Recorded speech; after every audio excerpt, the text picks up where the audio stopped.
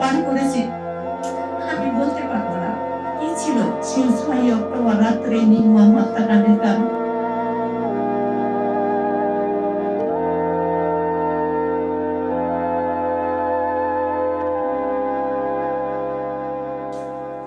ওই দিন আমি মা কিভাবে পান করেছি আমি বলতে পারবো না। ওই দিনের বর্ণনা দেওয়ার মতো ক্ষমতা আমার নেই, কিন্তু আমি একটুটুকু জানি আমি যখন আবরারকে ছোটবেলা থেকে মানুষ করেছিলাম, ওর বাবা একজন চাকরির তাগিদে সবসময় বাইরে থাকতেন, আমি বাসায় আমার 2 সন্তানকে আবরার এবং ফায়েজকে নিয়ে থাকেছি। আমি দেখেছি ওর মধ্যে কতটা শান্ত, ও কতটা ভদ্র, ও কখনো কোনোদিন কারোর সঙ্গে কোনো প্রতিবাদ করি নাই, কখনো কারোর সঙ্গে জোরে কথা বলে নাই, ও কারোর সঙ্গে কোনো রাজনীতি আলাপ করে নাই। কিন্তু ওর কি ছিল সেই 6 অক্টোবর রাত্রে নির্মম হত্যাকাণ্ডের কারণ? হ্যাঁ, ওর একটাই অপরাধ ছিল, ও দেশকে নিয়ে, দেশের সাধারণ মানুষের জন্য ও হয়তো কিছু লিখেছিল। ও চেয়েছিল যে আমার দেশের সাধারণ মানুষ যেখানে কোনো সুযোগ সুবিধা পায় না, অথচ আমার দেশের সুযোগ সুবিধা বাইরের দেশ সবাই পায়, কেন আমার দেশের এই সাধারণ মানুষ এই অধিকার থেকে, তাদের অধিকার থেকে বঞ্চিত?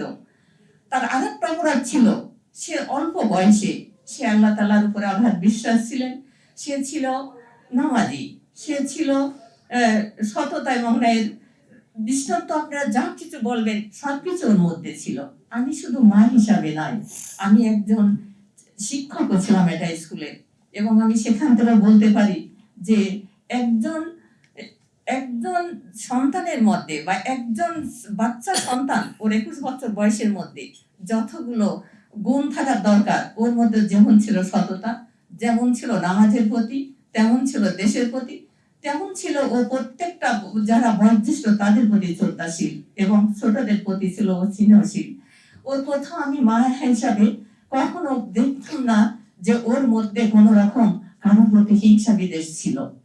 কিন্তু আমি জানি না আমার সেই সন্তানকে আমি যখন বুয়েটে পাঠাই, যখন ও ভর্তি হয়, তারপরে কি হয়েছিল যে যার কারণে ওকে এত নির্মম ভাবে জীবন দিতে হয়।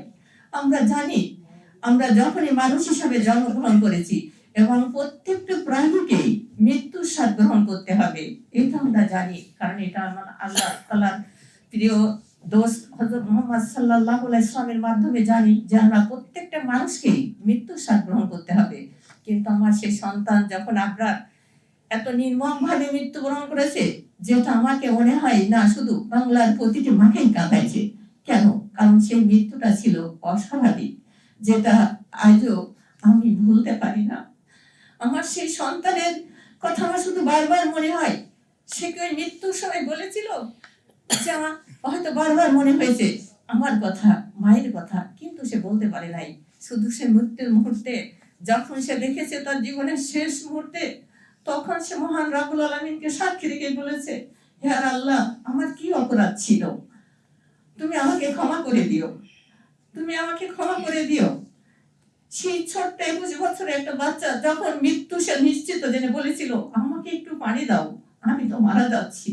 কিন্তু তখন কি তাদের ওই যারা ফাসিস্ট তারা ছিল, যারা অত্যাচারী, তাদের মনে একটু কি ওর জন্য সহানুভূতি হয় নাই? না, তাদের মধ্যে সেই সহানুভূতি ছিল না, কারণ তারা ছিল সেই 17 বছরের ফাসিস্ট। এই ফাসিস্ট সরকারের সময় যে সমস্ত মানুষ গুম হয়েছে, হত্যা করেছেন, এবং এই 24-এর গণঅভ্যুত্থানের যাতে 1400 প্রাণ যে সমস্ত মা বাবার সন্তান হারাইছে, এবং সর্বশেষ এবং শেখ হাদি, এই যে সে হাদি মারা গেছেন, আমি তাদের সকলের রুহের মাত্রার আঘাত কামনা করছি। আল্লাহ তাআলা যেন তাদেরকে জান্নাতুল ফেরদাউসের মেহমান হিসাবে কবুল করে নেন। এই যে মায়েদের উপরে, এই যে আমাদের সমাজে ছোট ছোট শিশু নারীরা যে নির্যাতনের শিকার হচ্ছেন, এটা হয়তো দিনের পর দিন আরো বেশি ভাবে প্রসারিত হতে থাকবে। তাই আমরা আজকে নারীর এই নারী দিবসে সবাইকে আমরা যে যেখানে আছি সেখানকার অবস্থান থেকে আমাদের একটাই শুধু আমরা সোচ্চার হই, যেন আমরা মা, আমার কন্যা সন্তান, আমার শিশু সন্তান, আমার যত মা যে যেখানে আছে মেয়েরা, যেন আমরা এই এই প্রজন্ম যেভাবে অত্যাচারিত হচ্ছে, যেভাবে দূষিত হচ্ছে, তার থেকে যেন আমরা মুক্তি পাই। তার থেকে যেন প্রতিকার পাই, এটাই হোক আমাদের সবার আজকের অঙ্গীকার।